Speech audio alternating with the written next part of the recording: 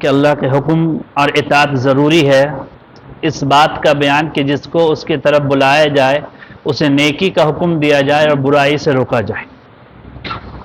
جیسے اللہ رب العالمین اس سے پہلے باب میں جو آیت ذکر کیے تھے امام نووی، اس چیز کو پھر ذکر کرے فلا وربک لا یؤمنون حتی یحکموک فیما شجر بینہم، اور یہ فرما رہے ہیں کہ پیغمبر اے محمد صلی اللہ علیہ وسلم آپ کہہ دیجئے کہ بے شک وہ مومن نہیں ہوگا جب تک کہ وہ اپنے باہمی جھگڑے میں آپ کو اپنا حکم نہ بنا لے۔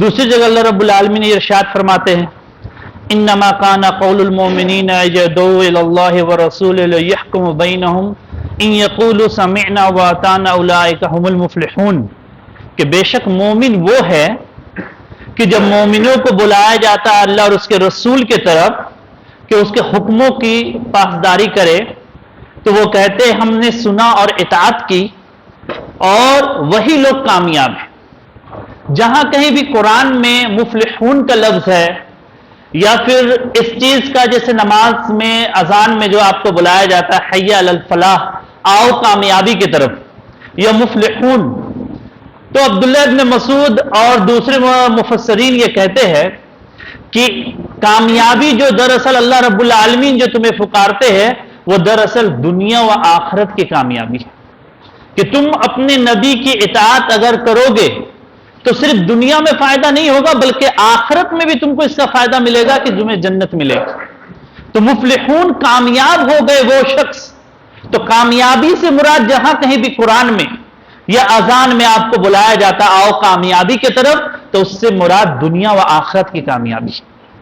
کامیابی کا عام تصور جیسے ہم اور آپ سمجھتے ہیں، جیسے آج ایک کوئی کاروباری ہے، اگر آج اسے 20,000 کا فائدہ ہوا، کل اگر اسے 2,000 کا فائدہ ہوا تو اسے وہ ناکامی سمجھتا ہے۔ لیکن وہی اگر دین کے معاملے میں کامیابی دیکھے، اگر ہم نے آج 5 وقت کی نماز جماعت کے ساتھ پڑھی اور کل اگر ہم نے 4 وقت کی نماز پڑھی اور 1 وقت کی نماز اگر ہماری چھوٹ گئی جماعت کے ساتھ نہیں پڑھا تو اسے ہم کامیابی نہیں سمجھتے، ناکامی نہیں سمجھتے کہ ناکامی ہو گئے۔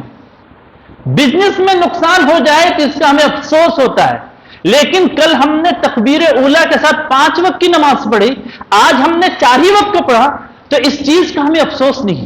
جبکہ مومن یہ ہے کہ پہلا ان کا جس چیز کا افسوس ہوتا ہے اپنی آخرت کی فکر ہوتی ہے، اسی چیز کو ذکر کیا جا رہا ہے۔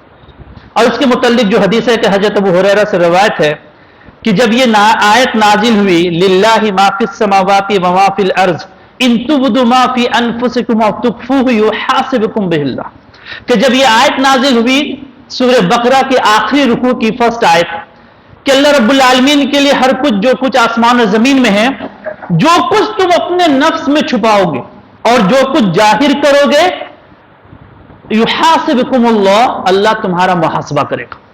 جب یہ آیت نازل ہوئی صحابہ گھبرا گئے اور وہ آ کے اللہ کے رسول صلی اللہ علیہ وسلم کے پاس گھٹنوں کے بل بیٹھ گئے اور کہے اللہ کے رسول ہم میں بہت سے ایسے اعمال کے مکلف ہے جن کے تعلق جس کی ادائیگی ہم نہیں کر سکتے۔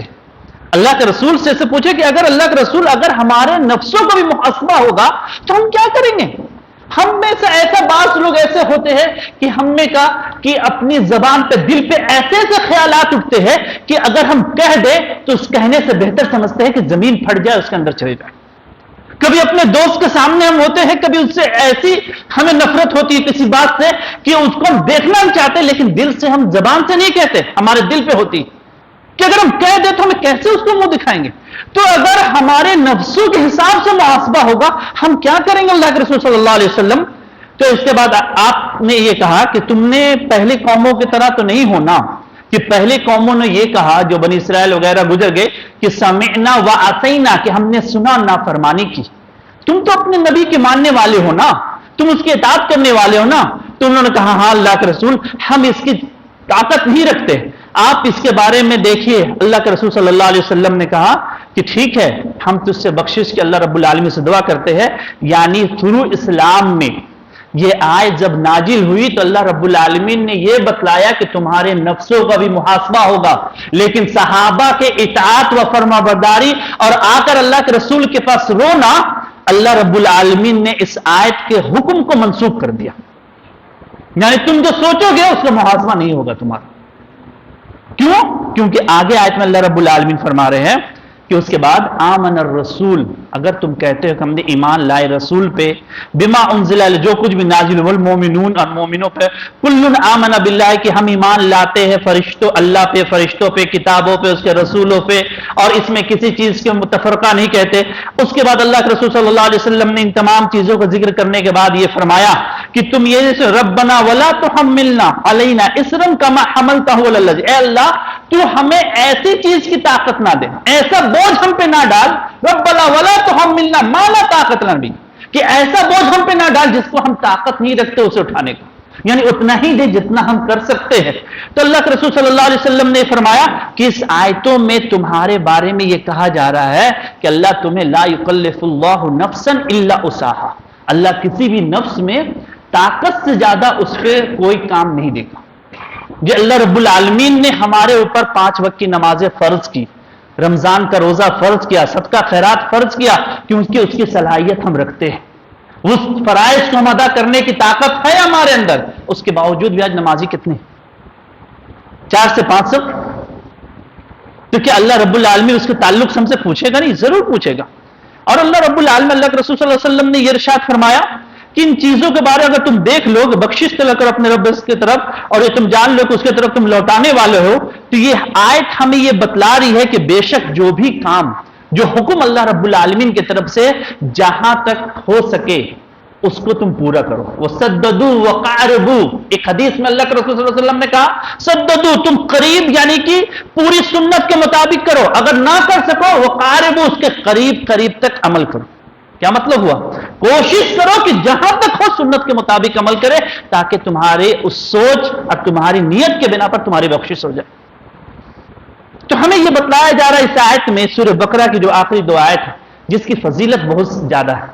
آمن الرسول بما انزل الیہ، جو اللہ کے رسول نے فرمایا کہ جو شخص رات کو پڑھ کر ان 2 آیتوں کو سو لیتا ہے، سوتا ہے اگر، پوری رات کے لیے کافی ہے یہ آیت. ایک فرشتہ، ایک محافظ اس کے پاس پوری رات کھڑا رہتا ہے، اور ہر چیز سے حفاظت کے لیے یہ آیت کافی ہے. آپ اپنے گھر پہ ہو، ہوٹل پہ ہو، کہیں بھی آپ رک رہے ہو، رات میں ٹرین میں سفر ہے آپ کے، اس آیت کو 2 آیت کو آپ پڑھ لیں، اللہ رب العالمین کی طرف سے آپ کے محافظ، آپ کی حفاظت ہوگی. اتنی فضیلت ہو، اس 2 آیتوں کی فضیلت اتنی بتائی گئی کہ تمہاری ہر چیز سے حفاظت کر لے گی. تو ہر انسان کو چاہیے کہ 2 آیتوں کو یاد ہونا چاہیے، اور اسے ہر روز عشاء کے بعد ہی سے، اگر یاد نہیں ہے مسجد میں بیٹھے قرآن لے کر ہم اس کو پڑھ لیں. ہم کو تو پڑھنا ہے، عشاء کے بعد پڑھنا ہے، تو وہ ہمیں رات میں ہی گنتی آئے گی، وہ پڑھ لیں گے، اس کا اجر و ثواب ہمیں وہی ملے گا. تو اللہ کے رسول صلی اللہ علیہ وسلم نے جب ان چیزوں کو فرما دیا کہ اللہ رب العالمین تمہیں بخشش سے زیادہ، تمہاری طاقت سے زیادہ تم پر بوجھ نہیں ڈالیں گے، تو صحابہ کے دلوں کو سکون پہنچا، اور صحابہ اللہ کا شکر ادا کیے. اور اس حدیث سے یہ معلوم ہوا کہ انسان کے دل میں گزرنے والے خیالات اور جو چیز بھی ہے اس کے تعلق سے شروع میں پوچھے جانے کے بارے میں کہا گیا. لیکن اگر آپ اگر دیکھا جائے کہ بخاری کی آخری حدیث کلیمتان حبیبتان، وہ اللہ کے رسول صلی اللہ علیہ وسلم نے فرمایا ان اعمال بنی آدم یوزن وقولہ توزن، کہ بے شک بندے کا اعمال، ابن آدم کا اعمال تولا جائے گا، ان کی بولی بھی تولی جائے گی، ان کی محبت بھی تولی جائے گی، ان کی نفرت بھی تولی جائے گی. تم نے نفرت کی تو اللہ کے لیے کیا کہ اپنی ذاتی نفس کے لیے، محبت کسی سے کی تو تم اپنے نفس کے لیے کیا کہ اللہ کے لیے کیا. یہ بھی کل قیامت کے دن وزن ہوگا ہمارا. وَقَوْلُهُ يُوزَنْ، یعنی کہ تمہاری بولی، تمہاری نفرت اور محبت بھی وزن کی جائے گی. 7 قسم کے لوگ ہیں نا جو عرش کے سائے میں ہوں گے، اس میں سے ایک شخص وہ بھی ہوگا جس نے اللہ کے لیے محبت کی، اللہ کے لیے نفرت کی. تو محبت نفرت کب پتہ چلتا ہے؟ دل کا معاملہ ہے. تو ہماری دل اگر اللہ اور اس کے رسول کے لیے ہے تو کل اس کا بھی وزن ہوگا. تب ہم کس سے کیسا تعلق رکھتے ہیں اس چیز کو ہمیں دیکھنا ہوگا کہ ہم کیا کر رہے ہیں. اس کے بعد اگر دیکھا جائے ایک دوسری باب ہے جس میں اللہ کے رسول صلی اللہ علیہ وسلم بدعت کے تعلق سے یہ ارشاد فرما رہے ہیں کہ بے شک اللہ رب العالمین نے ارشاد فرماتے ہیں کہ بدعت کے تعلق سے کہ فَإِن تَنَازَعْتُمْ فِي شَيْءٍ فَرُدُّوا إِلَى اللَّهِ وَرَسُولِهِ، کہ اگر کسی بھی چیز میں تمہیں کوئی اختلاف ہو جائے تو اللہ اور اس کے رسول کی طرف لوٹاؤ. اگر سنت دیکھا جائے تو سنت 4 معنوں پہ استعمال ہوتا ہے. سنت بمانے طریقہ، جو اللہ کے رسول صلی اللہ علیہ وسلم نے کیا، کر دکھایا اسے سنت کہتے ہیں. سنت بمانے حدیث، جو اللہ کے رسول نے کہا، کر دکھایا، یا اللہ کے رسول کے سامنے کوئی چیز کیا گیا آپ خاموش رہے. ایسا نہیں کہ کوئی غلط کام کیا جائے اللہ کے رسول خاموش رہے. تو سنت بمانے حدیث کا مطلب یہ ہے کہ اللہ کے رسول کی تقریر، اللہ کے رسول صلی اللہ علیہ وسلم کا عمل، اللہ کے رسول نے جو کر دکھایا. سنت بمانے بدعت، یعنی جو کام اللہ کے رسول نے بتلایا، ہم نے اس سے ہٹ کر کوئی کام شریعت سمجھ کر جو عمل کو ایجاد کیا ثواب سمجھ کر، وہ بدعت ہے. تو یہاں پہ جو بات آ رہی ہے سنت بمانے بدعت. اور سنت بمانے واجب، کہ سنت اگر ہم کریں گے تو ثواب ملے گا، نہیں کریں گے تو گناہ نہیں ملے گی. لیکن واجب جسے ہمیں کرنا ہوگا لیکن نہیں کریں گے تو ہم گناہگار بھی ہوں گے. لیکن سنت بواجب میں اگر دیکھا جائے کہ اللہ کے رسول نے جس چیز کا ہمیں حکم دے دیا وہ واجب. جیسے اللہ کے رسول نے ہمیں داڑھی رکھنے کا حکم دیا، اگر ہم نہیں رکھ رہے تو ہم گناہگار ہیں. اس کے بارے میں ہماری پکڑ ہوگی کہ اللہ کے رسول کے وحف اللحیہ، داڑھی چھوڑ. تو سنت بمانے واجب. تو یہاں پر بدعت کے تعلق سے جو کہا گیا کہ ہر وہ کام جو شریعت میں کوئی نیکی کر ایجاد کیا جائے اور اس میں اللہ کے رسول کی مہر نہیں ہے تو وہ عمل مردود ہے. اور اسی کے تعلق سے یہاں پر ان چیزوں کو بیان کیا گیا کہ اللہ کے رب العالمین یقول ان کنتم تحبون اللہ، اگر تم کہتے ہو کہ اللہ سے محبت کرتے ہو تو میرے نبی کی اتباع کرو. یعنی اللہ کے رسول کی اتباع میں اللہ کی محبت ہمیں نصیب ہوگی. جو اس چیز میں حضرت عائشہ سے روایت ہے کہ وہ فرماتی ہے کہ جس نے ہمارے دین میں اپنی طرف سے کوئی نئی بات ایجاد کی گویا وہ شخص مردود ہے. تو ان تمام باتوں اس کے بعد اگر دیکھا جائے کہ جابر بن سمرہ کی روایت ہے کہ آپ صلی اللہ علیہ وسلم کی وہ بیان کر رہے کہ آپ صلی اللہ علیہ وسلم جب خطبہ ارشاد فرماتے تو آپ کی آنکھیں لال ہو جاتی، گال ایک دم سرخ ہو جاتا، ایسا کہ جیسے کوئی انار کو نچوڑ کر اس کا رس گرا دیا ہو، اتنا سرخ ہو جاتا اللہ کے رسول صلی اللہ علیہ وسلم. اور اتنا غضب شدید ہو جاتا کہ حتیٰ کہ ایسا ہو جاتا گویا آپ کے دشمن اسلام کو آپ کسی لشکر سے، یعنی کہ دشمن اسلام کے جو لشکر ہے اس سے امت محمدیہ کو ڈرا رہے ہیں. اس طرح سے خطاب کرتے اللہ کے رسول صلی اللہ علیہ وسلم. بعض خطابیں ایسی ہوتی تھی. اور پھر اس کا صبح شام کے حملہ کرنے والا فرماتے ہیں کہ میں قیامت، مجھے اور قیامت کو اس طرح مبعوث کیا گیا. آپ نے دونوں انگلیوں کو اٹھایا فرمایا، یعنی ان دونوں کے بیچ میں ذرہ برابر ہوئی گیپ میں، یعنی میرا آنا ہی دراصل قیامت کی پہلی نشانی ہے، میرے بعد کوئی نبی نہیں ہوگا. تو اس طرح اللہ کے رسول نے اشارہ فرمایا دو انگلیوں کو کہ ان میں ذرا سا بھی شگاف نہیں، شہادت کی انگلی اس کے بعد کی انگلی، دونوں کو اس طرح اللہ کے رسول نے فرمایا. اور اس کے بعد اب صلی اللہ علیہ وسلم نے اسی طرح فرمایا کہ قیامت کے درمیان کسی نبی کا فاصلہ نہیں ہے، یعنی میرے بعد کوئی نبی آنے والا نہیں ہے. اور اس کے بعد اب صلی اللہ علیہ وسلم نے فرمایا کہ دین میں بدترین کام نئی چیزوں کا ایجاد کرنا. تم ہر نئی چیز جو ہے گمراہی ہے، اور ہر گمراہی جو ہے وہ جہنم میں ڈالنے والی ہے، جسے ہر گمراہی سے تم بچو. تو اللہ کے رسول صلی اللہ علیہ وسلم نے ہمیں یہ حکم دیا کہ ہر وہ عمل جو تم نیکی سمجھ کر کرتے ہو اگر میری سنت کا مہر نہیں ہے تو یہ جان لو کہ کل قیامت کے دن وہ عمل قابل قبول نہیں ہوگی. صحابہ کا یہ عمل تھا کہ عبداللہ ابن مسعود، ابو ذر غفاری، یہ دونوں جب آپس میں ایک مرتبہ ملے تو ایک جنازے کو دیکھ کر کھڑے ہو گئے. عبداللہ ابن مسعود تو ابو ذر غفاری پوچھتے کہ آپ یہ جنازے کو دیکھ کر کھڑے ہو گئے، یہ یہودی کا جنازہ ہے، آپ اسے دیکھ کر کیوں کھڑے ہوئے، کیا اس کی کوئی دلیل ہے؟ بولا ہاں دلیل ہے. ہم اللہ کے رسول کے ساتھ تھے، ایک یہودی کا جنازہ گزرا تو اللہ کے رسول صلی اللہ علیہ وسلم کھڑے ہو گئے. دلیل کس طرح مانگ رہے صحابہ؟ دیکھیے کہ ایک ایک عمل میں کھڑے ہونے میں بھی وہ اپنے دلیل پیش کر رہے کہ اللہ کے رسول سے ثابت ہے تو ہم کھڑا ہو رہے. صحابی ایک دوسرے صحابی سے پوچھ رہے آپ دیکھے ہیں، آپ کو پتا ہے؟ بولے ہاں مجھے پتا ہے، اللہ کے رسول سے ہم نے کہا یا رسول اللہ آپ اس یہودی کے جنازے پہ کھڑے ہوئے تو یہودی ہے. تو آپ نے فرمایا علیک بالنفس، کیا یہ جان نہیں ہے، انسان نہیں ہے نا، میں انسان کی تعظیم میں کھڑا ہوا. تو صحابہ کا یہ عمل تھا کہ ایک ایک چیز کو وہ اس حال میں کرتے جو اللہ کے رسول سے ثابت ہوتا، اور صحابہ جب ایک دوسرے سے پوچھتے تو اس کا دلیل مانگتے کہ دلیل کیا ہے. تو ہم بھی اپنی زندگی کے ہر چھوٹے بڑے عمل کو دیکھ لے کیا سنت کے مطابق ہے کہ نہیں. ہماری نمازیں، ہمارا سونا، ہمارا اٹھنا، ہمارا کپڑا پہننا، ہمارا جوتا پہننا، یہ سنت کے مطابق ہے کہ نہیں؟ سلف صالحین کا یہ عمل تھا کہ وہ لوگ اگر اپنے بچوں کو کسی استاد کے پاس پڑھنے بھیجتے تو دیکھتے کہ استاد جوتا پہننے میں پہلے بایاں پاؤں استعمال کرتا کہ دایا، اگر بایاں پاؤں استعمال کرتے وہ ڈالتے، اپنے بچے کو واپس لے آتے۔ کسی چھوٹی سی سنت پتہ نہیں اللہ کے رسول کی کہ پہلے دایاں پاؤں ڈالنا چاہیے، وہ ہمارے بچوں کو کیا تعلیم دے گی؟ تو اس حدیث میں امام نووی یہ فرما رہے ہیں کہ اللہ کے رسول کا یہ انداز خطاب کا ذکر کہ آپ حالات حاضرہ کے مطابق زیادہ تر خطبہ دیتے تھے، جیسے معاملات ہوتے تھے آپ اس چیز کو بیان کرتے تھے۔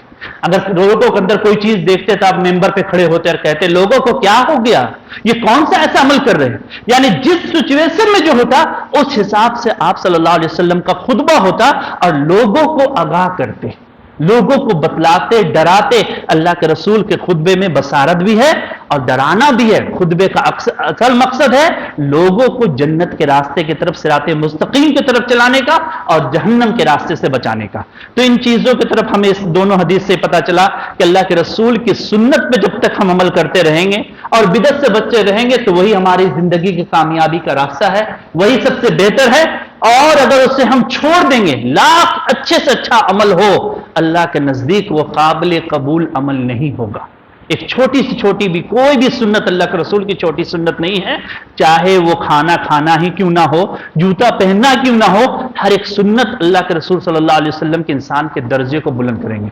اس کے بعد انشاءاللہ آگے بیان ہوگا اس شخص کا بیان جو کوئی اچھا یا برا طریقہ اختیار کرے، جاری کرے، اس کا کیا اجر و ثواب ہے۔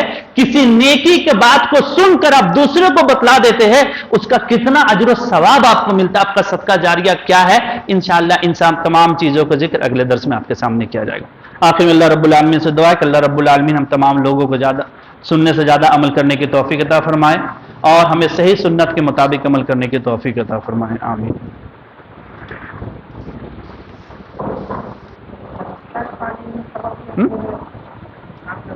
انسان کی تعظیم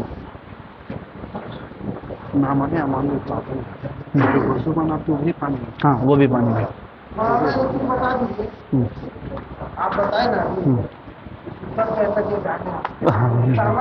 بایاں بایاں داڑھی والا جو مسئلہ ہے کہ داڑھی تو رکھنا والے فرض ہے، بہت لوگ ہم تو سنیں گے، بہت لوگ کہنا ہے کہ داڑھی نہیں رکھنے والا گناہ کا کوئی حدیث کے دلیل نہیں ہے۔ اللہ کے رسول کی خلاف ورزی ہو رہی کہ سنت کی نہیں؟ اللہ کے رسول نے کہا کہ حکم دیا، ایک کر دکھایا، تو کر دکھانے آپ نے نہیں دیا، جو حکم جس چیز میں دیا تو سنت بمانے واجب، تو واجب جو سنت بمانے واجب ہے تو اس میں واجب میں ایک علماء کہتے ہیں کہ یہ بھی ہے کہ واف اللہ کل قیامت کی اس کی پکڑ ہوگی کیونکہ اللہ کے رسول کی خلاف ورزی۔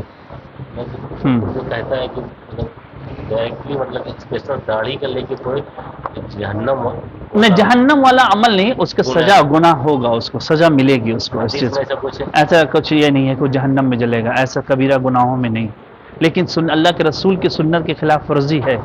صحابہ ایک ایک سنت پہ عمل کرتے تھے اس چیز کو۔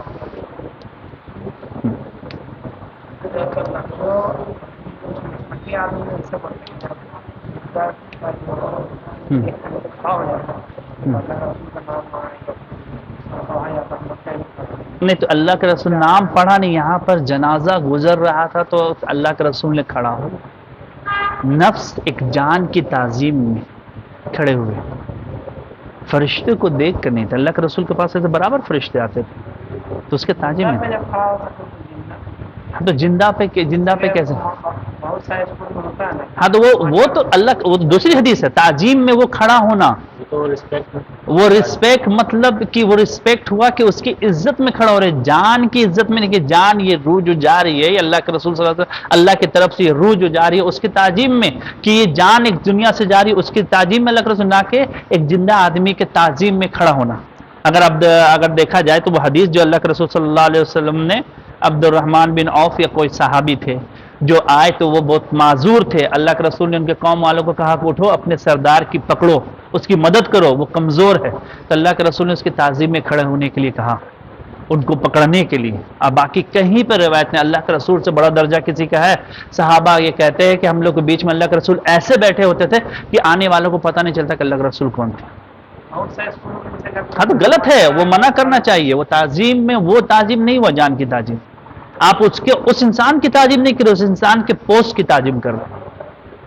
تو انسان کے تعظیم میں اللہ کے رسول نے کھڑا کیا، اس کا عہدے اور پوسٹ کے لیے نہیں. آج جو بڑا ٹیچر یا پرنسپل ہمارے کلاس میں آ جائے، ہم کھڑے ہو رہے تو ہم اس انسان کو نہیں بلکہ اس کے پوسٹ کی ہم تعظیم کر رہے ہیں. یہ غلط ہے. ہاں غلط ہے، اللہ کے رسول نے منع کیا نا. تو میت والے جنازے جا رہے ہیں. ہاں تو غلط ہے، منع کیا گیا. کرسی میں بیٹھا ہوا ہے، ہاں کوئی بڑا پوچھتا ہے. ہاں تو اس کو بیٹھانے کے لیے آپ کھڑے ہو سکتے ہیں.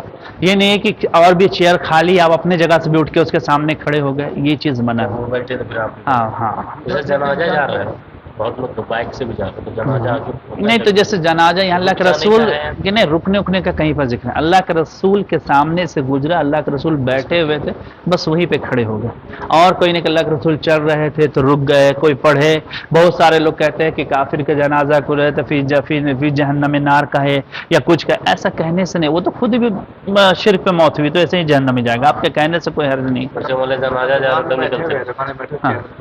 ہاں بس 2 سیکنڈ کے لیے کھڑے ہو کے بھی بیٹھ جائیے بس. کسی کا بھی جنازہ ہو، ہاں دیکھ کر کہ ہم چل رہے ہیں تو آپ کو تو کھڑا ہونا نہیں ہے، گاڑی پہ جا رہے تو آپ کو کھڑا ہونا نہیں. یہاں پہ کیا آرام سے بیٹھے ہوئے ہیں تو کھڑے ہونے کا یہ ذکر. مسجد کی بارے میں احسان کر کے دعا پڑھتے ہیں. ہاں جیسے کوئی جنازہ جا رہا ہو، پہلے تک خبر نہیں تھی، دیکھ کر اس کو پڑھا نہیں سکتا. ہاں پڑھ سکتے ہیں کہ پڑھنے کا مقصد یہ ہو کہ ہم بھی تو جانا اللہ کے پاس، تو پڑھ سکتے. کسی مسلمان کا جنازہ دیکھ کر وہ پڑھ سکتے ہیں. گڑھیا نہیں رکھنے والوں کو کیسے سمجھانا؟ اس کو یہ بتلائے کہ سنت پہ جب تک عمل نہ کریں گے آپ کی زندگی میں برکت نہیں آئے. کوئی ذکر نہیں ہے تو کیسے بولتے گناہ ہوگا؟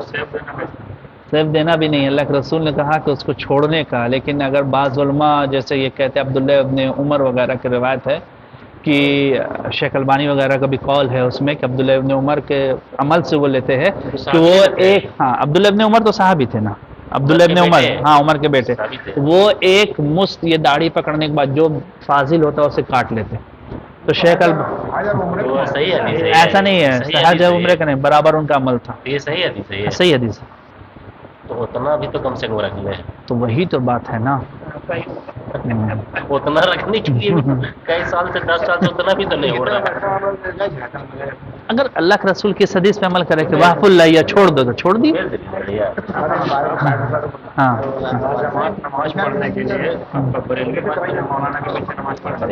اگر وہ شرک کے بدعت کا حکم دیتا تو اس کے پیچھے نہیں پڑا. اس کے بدعت جو گمراہی کی طرف لے جاتی ہے تو اس کے پیچھے نہیں ہے نماز. جماعت نماز کے لیے شرط ہے کہ اگر صحیح عالم کتاب و سنت کے مطابق. کیونکہ معاذ بن جبل کی روایت ہے کہ اس نے ایک صحابی ایک شخص کو دیکھا جو نماز پڑھتا تھا، اس کی رکوع اور سجدہ مکمل نہیں ہوتی، رکوع میں پورا پیٹ نہیں جھکتا تھا. اس نے قسم کھا لی کہ قسم اللہ کی تمہاری نماز قبول نہیں ہوگی. تو جہاں سنت کے مطابق نماز ہی نہیں پڑھائی جا رہی ہو، جہاں پر نہ قیام میں صحیح سے کھڑا کیا جا رہا، رکوع کے بعد جو کھڑے ہو رہے ہیں نہ اس میں ربنا پڑھ رہے ہیں، نہ 2 سجدوں کے بیچ میں ہم بیٹھ رہے ہیں، تو بتائیے وہ سنت کو ہم فالو کیسے کریں گے؟ 2 سجدوں کے بیچ کی دعا ہے. تو بہتر ہے کہ اس سے بہتر اپنے گھر پہ نماز پڑھیں. نہیں تو اپنا جانے تو اگر ہم جان رہے کہ سنت کے مطابق نہیں پڑھ رہا ہے تو ہم کیسے اس کے پیچھے پڑھیں؟ ہمیں تو جلدی جلدی پڑھنا. اب ایسا نہیں کہ ہم پہلی رکعت میں تو دوسری رکعت میں، اتنا بھی زیادہ ہم اپنے آرام سے تو نہیں نہ کریں گے، اس کے مطابق ہی چلیں گے. تو علماء کہتے ہیں کہ اپنی نماز کو تمہاری فکر ہر وقت رہے گی کہ نماز کیسے مکمل ہو، پڑھنے پہ دھیان رہے گا. تم نماز میں خشوع خضوع ختم ہو جائے گا ان کے پیچھے پڑھو گے تو. اجی پوچھ رہے ہیں نا کتنے کا خطرہ ہو، ہاں ایسی صورت میں وہاں پہ حوالی. ہاں تو آپ گھر پہ نماز پڑھ لے پھر جا کے وہاں شامل ہوں. یہ پوچھ رہے یہ والا ایسے ہے کہ انگلی سے ایسے بول رہی تھی تو ہاتھ تو یہ نہیں تو ایسے نا ہے. نیچے سے نکلنا ہے، ایسے نکلنا ہے.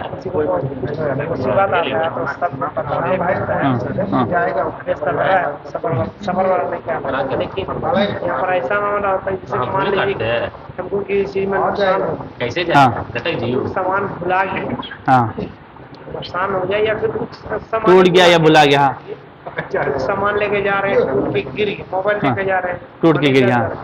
गिर गया पता गाड़ी चला हाँ। ये हो गया। अब मेरा दोस्त साहब आप ये है वो बोल रहे थे यार मेरा मोबाइल वहाँ पर हम दुआ भी पढ़ेंगे मान हाँ। लीजिए, जो दुआ है सरल में पढ़ तो इनको बता रहे हैं या फिर इनको बता रहे हैं तो इस सफर के खिलाफ होगा। अल्लाह के रसूल की जो हदीस है जिसमें अल्लाह के रसूल ने फरमाया कि जो शख्स कोई मुसीबत उसे पहुंचे और लोगों के सामने अपनी दुखड़े को जाकर ना रोए वो, यानी जब सबको जाकर ना कहे अरे मैं तो ऐसे परेशान हूँ मेरा साथ ये हो गया, वो अल्लाह के सामने कहे। तो जो इंसान लोगों के सामने जाकर रोता है ना, अल्लाह ताला हमेशा उसको मोहताजी फ़कीरी रखेंगे। और जो अल्लाह के सामने रोता नहीं भाई ठीक है अल्हम्दुलिल्लाह बहुत अच्छा है, लेकिन लोगों के सामने शिकवा शिकायत नहीं करता अपनी तकलीफ का। आप तकलीफ का शिकायत कर रहे हैं कि देखिए मेरा, आपको उसी वक्त ईमान लाना होगा कि मेरे तकदीर में लिखा हुआ था इसलिए टूटा, ये नहीं था मेरे पास रहने का, ये टूट गया, वही तो आपका असर सब्र हुआ। असब्र सदमतल ऊला, सब्र जो पहले सदमे पे है, ना कि आप सबको कह लिए कर लिए कुछ नहीं हुआ तो उसके बाद चलो अब सब्र करते, वो अजर नहीं मिलेगा। सर देखिए सब जैसे कि आप बोल रहे हैं तो सबर करने का है तो उसमें दुआ जो है उसको पढ़ लिए हम पढ़ लिए तो आप फिर उससे अल्लाह से उम्मीद रखेंगे, आप ना लोगों से नहीं बयान करेंगे उस चीज को। एक होता बयान करने के बड़ी परेशान है हाँ। मोबाइल बड़े मकसद वही आ जाता है हाँ। जो बताने का मकसद तो वही आ ये जाता भी टूट गया, लेकिन एक होता ना अरे यार देखो ऐसे हो रहा है ऐसी मतलब हाँ, जैसे कि दोस्तियारी है ना तो बता है। दिए सबर नहीं तो उसके जरिए क्या है ना कि सबर शैतान, इस सबर नहीं है, शैतान इसके जरिए क्या है ना आपके दिल में ये वसवसा पैदा करेगा, हो सके हम लोग थोड़ा मदद कर दे या मेरा कुछ कर दे। जहां 1% भी आया आप सबर के से हट गए, कब गिरा होगा सबर के फजीलत से हट गए। अच्छा ये वाला देखें इसका काम मामला है हाँ दवाई से करना था ये उठिया नहीं ऐसा कुछ मामला नहीं है, पहन सकते हैं कोई हर्ज नहीं। अरे हदीस से है साबित। हदीस से अगर अल्लाह के रसूल चांदी का अंगूठी पहनते थे, सोना थी आपका लोहे का अंगूठी पहनते थे साहबा, तो पहन सकते, सोना के अलावा कुछ भी आप पहन सकते हो। सोना नहीं पहन सकते लेकिन सोने के अलावा चांदी हो या लोहा हो तो पहन सकते हैं। वो होना अच्छा इसमें अंगूठी के मामला में तो सुना कि अल्लाह के रसूल पहनते थे सिर्फ मुहर मारने के लिए। हाँ तो वो पहनते थे, अल्लाह के रसूल ने सहाबा को पहनते देखा, सहाबा को मना नहीं किया। जैसे कि एक सहाबी थे ना, उसने कहा कि अल्लाह के रसूल मैं शादी करना चाहता है औरत से, तो क्या है तुम्हारे पास?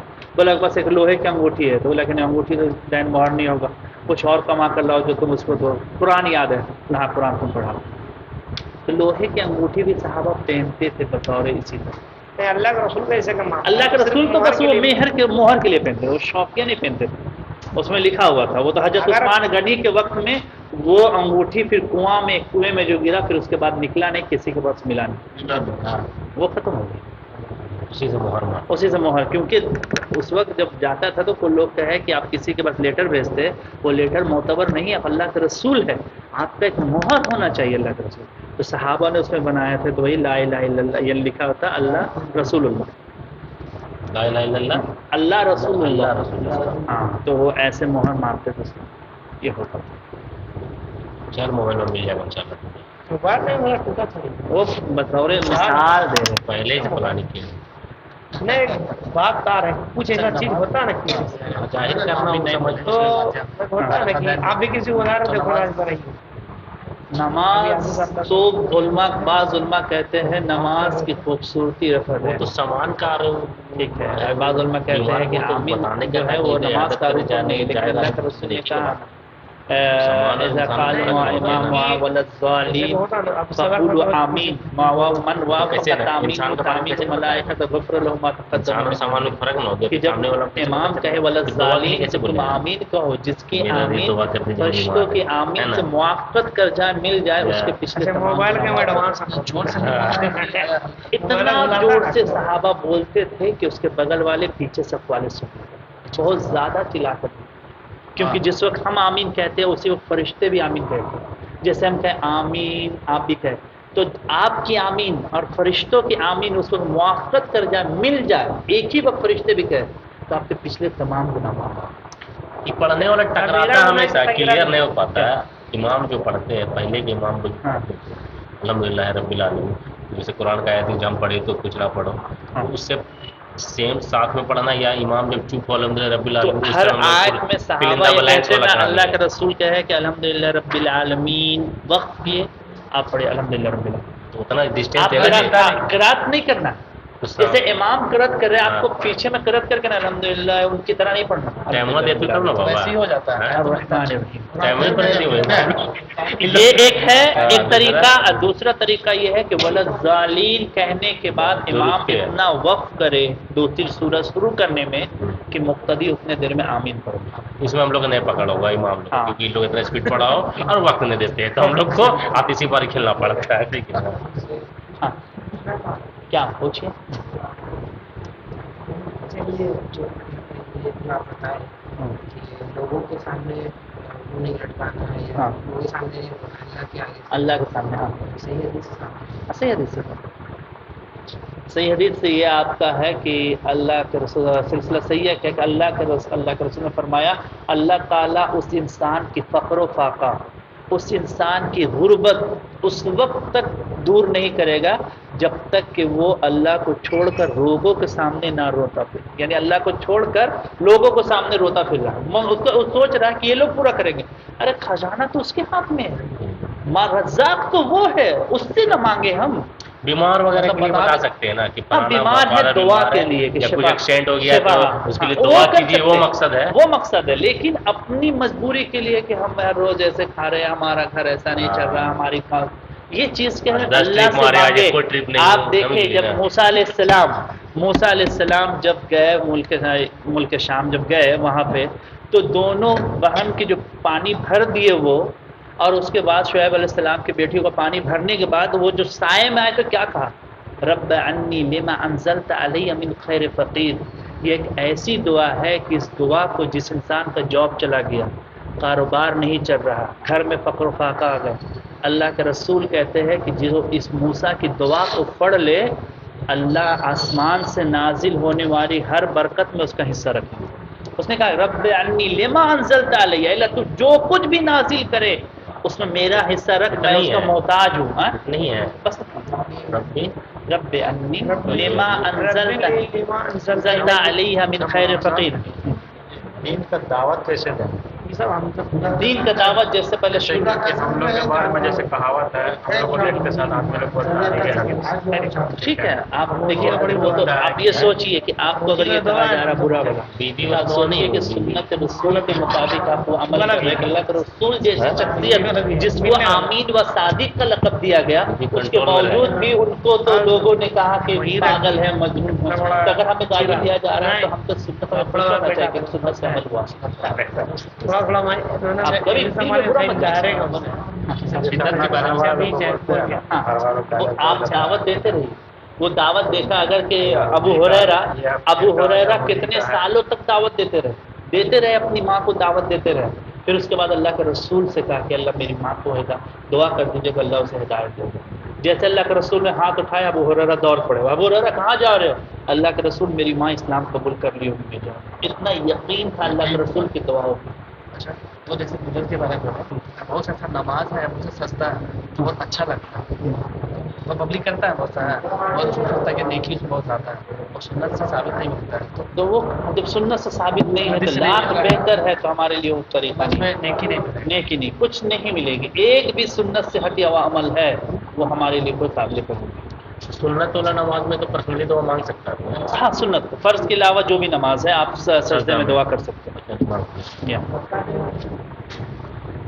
ठीक है,